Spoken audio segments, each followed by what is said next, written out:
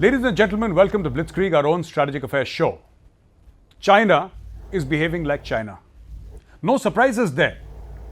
Even today, as I speak to you, there is action taking place on the line of actual control.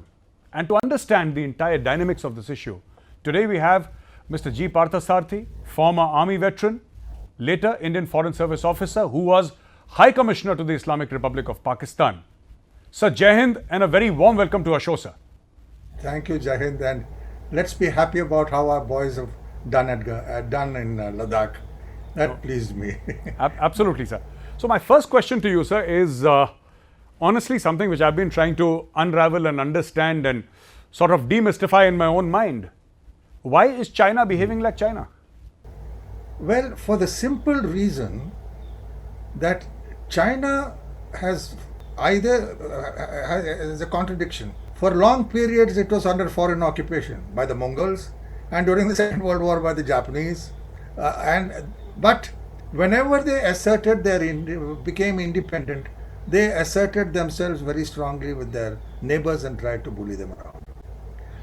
They couldn't do this fully till recently, when their economic power grew thanks to the United States of America, which generously gave them whatever they wanted. But they are not great fighters.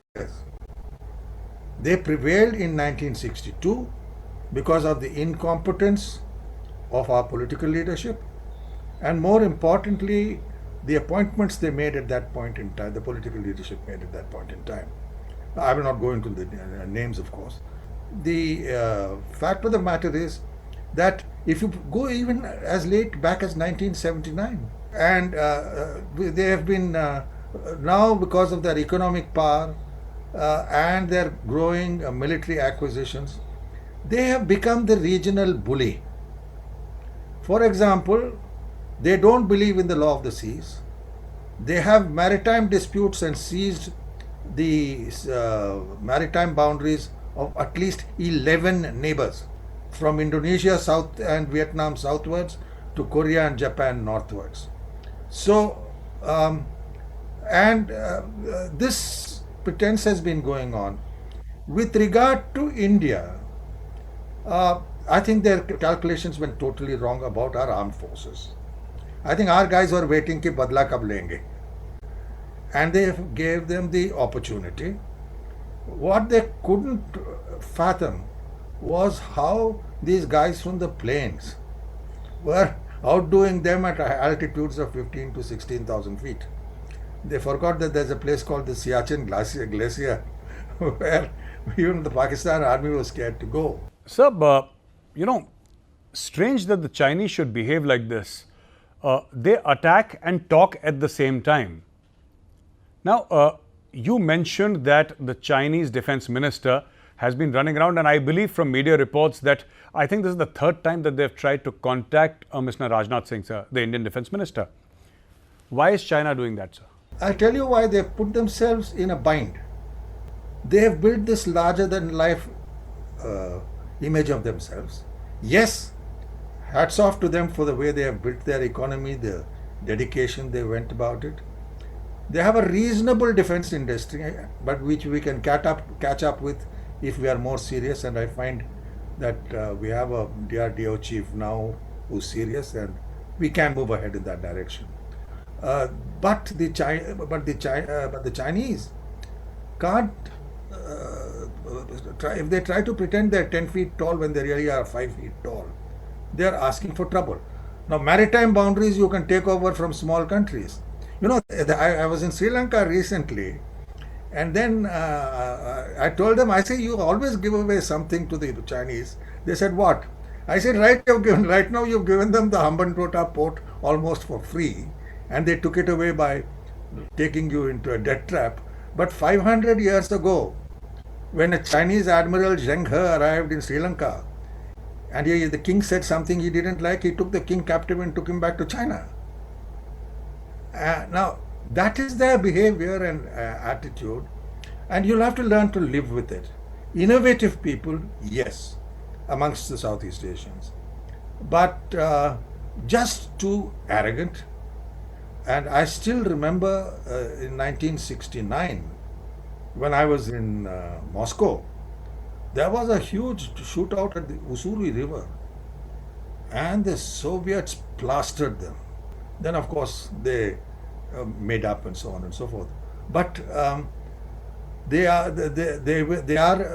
now have kidded themselves that they are going to be number one in the world, and with America led by President Trump and caught in the midst of quagmire of COVID, they think they are going to reach there. But I think this they are worried because it will give a shock to all other neighbors whom they have bullied. No neighbor after Vietnam in 1979 has stood up to them. And right now what they do with Vietnam is they never use land forces.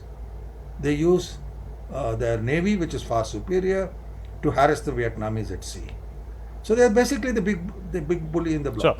Sure. Now, sir, Pakistan has forever been claiming, and I think there is an element of truth in this, sir. Pakistan has been saying that they were, they midwifed this entire relationship between the US and China. They take credit of, getting China and Pakistan together. Is that right, sir? Yes, that is right. In the sense that they didn't have diplomatic relations, and therefore Pakistan acted as the intermediary. And Henry Kissinger and Richard Nixon both were looking to put the Soviet Union in its place by building up China, and that's what they did. But the midwifing, the intermediary was Pakistan, and that was the reason why the Americans were so hostile to us during the Bangladesh conflict, because for Nixon owed these guys a debt of gratitude for midwifing the China arrangement. Absolutely, sir. You have served in the army and you have exposure of the army, and obviously the IFS, you have seen the world, sir. I'd like to understand from you, China seems to be caught in a trap of its own making, and sir, winter is coming. Very soon it's going to get very, very ugly at those heights, sir. -40, -50 are average temperatures at those heights. What can the Chinese do to survive there? And is that the reason why the Chinese defense minister is running around trying to get an appointment or a meeting with Mr. Rajnath Singh? Because we have been there for donkey's years, sir. The Indian Army has been there for 50 plus years or 60 years. And we'll continue to be there forever and ever. But the Chinese, they tend to move in large formations from the plateaus downwards. And then the Chinese would say that, be more aggressive there, take a very aggressive posture there in the eastern Ladakh area. They've been beaten back by the ferocious troops of the SFF and also the Indian Army, sir, right from Galwan onwards. Is China looking for a way out? Look, remember one thing. In a way, Pakistan has given us these capabilities. If the Pakistanis hadn't tried to sneak into Siachen, which led us to move to preempt them, our guys wouldn't be as experienced in high altitude warfare as they are today. We've studied the intricacies of it backwards in Siachen, and we know how to operate there better. I remember in the 80s, we had to rush equipment from all over the place when I was in the PMO to set up our troops in Siachen. So I think the fact of the matter is that experience has helped us. Mind you, the Chinese are used to cold climates. Our boys are coming all the way from Cape Comorin to the northern ends of Kashmir, apart from a couple of Tibetans here and there. No, absolutely, sir. And the Chinese have admitted, there was an article in the Chinese media, sir, in which they've pretty much said that, there isn't any mountain fighting force in the world which is as good, as large as the Indian Army is now. Sir, let's go back to Beijing for a moment. A lot of people, a lot of analysts think that all this also stems from, apart from other factors, also stems from internal politics within the Chinese Communist Party and the inability of Xi Jinping to deal with the fallout of the coronavirus worldwide, sir. How true is that? Well, I think Xi Jinping has become a somewhat of a megalomaniac of a dictator. His father suffered under Mao's dictatorship. And one of the reasons that family came up when Deng Xiaoping and changed the Maoist movement was the fact that they stood up to Mao and asserted a degree of internal party democracy. Not outside, but internal party democracy. This guy is stifling it. He seems to want to make himself president for life. There is very little by way of delegation or devolution of authority. And his predecessors, like Hu Jintao, would be waiting and wondering what is this fellow up to. So, and it works as long as it worked. Now, let's see how it plays out with India ultimately. Now, my next question is in two parts, sir. Even during your time, when you were High Commissioner in Pakistan, was the China-Pakistan relationship as warm as it is today? And second part of my question is, sir, I don't understand, in this day and age, why should this relationship be warm? I mean, what is Pakistan given China? Apart from its land, Pakistan has nothing to give. It's not a big market. Sure, it has 200 million people, but it's not a major market. Also, Pakistan has no technology. It is not an economic powerhouse. How does Beijing gain from Pakistan apart from the, let's say, the Hanman Tota aspect, sir, which means land grab in any other way? I'm just giving you an analogy, sir. How does China gain with this relationship with Pakistan, sir? Pakistan is China's principal instrument for low-cost containment of India. They don't have to pay Pakistan very much to get them to get on our neck. So it is for low-cost containment of India. Look at it this way. In human history, never has one country helped another to get nuclear weapons and nuclear weapons wherewithal. And I've studied this at great length for years now. Pakistan got assistance for its nuclear weapons program from China from 1976, 2 years after our peaceful nuclear explosion, so-called, in the Rajasthan desert in 1974. Bhutto went on a visit to China and persuaded Mao that they should give them the wherewithal for nuclear weapons designs and so on. Now, no country in history has done this for another country. Perhaps something the British got from the Americans, but nothing on this scale. So, as I said, the Pakistan nuclear weapons program, there's no such thing. There is a Chinese nuclear weapons program in Pakistan. Very well said, sir. There is nothing called the Pakistani nuclear weapons program. It is the Chinese nuclear weapons program in Pakistan. Sir, this entire thing about Turkey, Iran, Pakistan, Malaysia, Pakistan trying to fracture the Organization of Islamic Cooperation, trying to make a separate bloc for Kashmir. Now, I want to turn logic on its head and ask you, sir, do you think this is midwifed somewhere by China? Because, none of these countries except for Iran, possibly, which is reeling under sanctions, so I'll discount the oil money of Iran. Turkey has a different economy, sir. Malaysia has a different economy altogether, and Pakistan has no economy. Where is this confidence coming from, except for Erdogan trying to play Ottoman? Do you think it's midwifed by the Chinese, sir? Partially, the Chinese have moved in the Iranian direction, but they've done so very wisely, and they're taking a bet. They're taking a bet that if Biden wins the American election, American nuclear sanctions on Iran will go. So the Chinese are play their cards for different options very, very clearly. But we should really thank Imran for being Prime Minister of Pakistan. I want to narrate another joke to you, a serious thing to you. In the 1982 nuclear cricket team, I was Consul General in Karachi looking after the cricket team. So when they came, Mr. Salve, the board president, asked me, he was a union minister, please look after our boys. So I used to have them over at home. They had nowhere else to go in Karachi. And once I called the Pakistani team in also. And I had a good Pakistani friend, a journalist. And I asked him, why does Imran bowl with such fervor against India?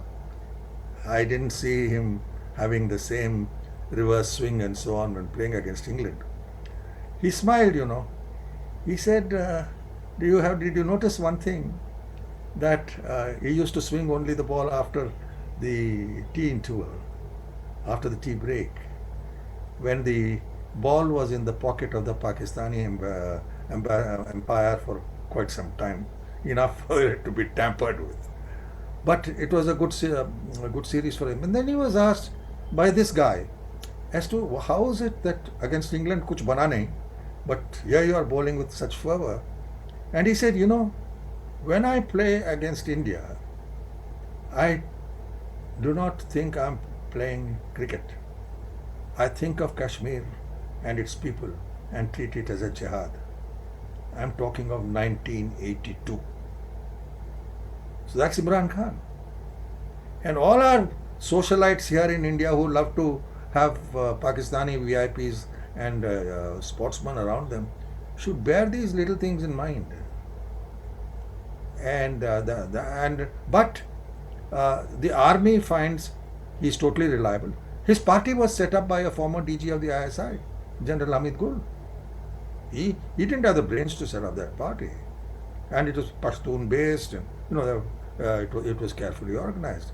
So that is what he is. He is viciously anti-Indian, and it was only he who would be as stupid to go to Turkey, Malaysia, which counts for nothing in the Islamic world, to build up this organization and then bring in Iran. I mean, he's crazy. He never thought of the money involved with in his economy surviving because of Saudi money. And please believe me, the way Mr. Modi has cultivated the Arab Gulf countries. Interestingly, everybody believed that, with our countries, with our relations with Muslim countries will go bad. The way he has cultivated without changing our policy on Israel is remarkable. And we've done several favors for them. I'll leave it at that. But look at the investment coming in from these to India. Roughly $80 billion for developing petroleum refineries in Maharashtra. And in addition, UAE would like to park its fuel reserves on Indian soil. So these are big things under discussion, a lot of money under it. So I think it was a very, very stupid thing to do, because Prince Salman and the Arabs are very touchy. He should have known.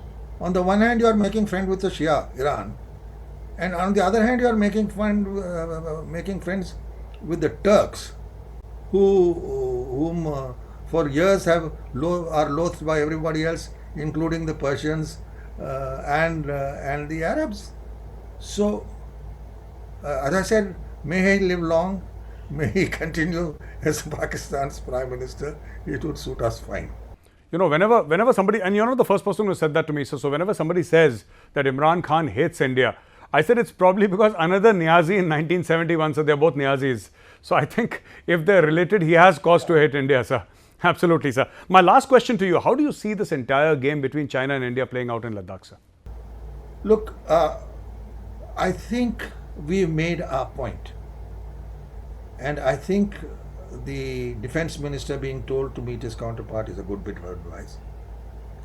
I think Jaishankar has been ambassador there. Don't forget, he is also the son of India's foremost defense expert, K. Subramaniam. Subramaniam was the strongest advocate of the bomb in India, his father. And Jai is a youngster who knows his way around. He's been good postings. He's done Moscow, he's done Washington, and he's done China. Thank you so very much for joining us, sir. Viewers with Ambassador G. Parthasarthi, and he speaks about why China behaves like China. What are the internal dynamics of the Chinese Communist Party? And also, what are the external pressures that is making China behave as it is?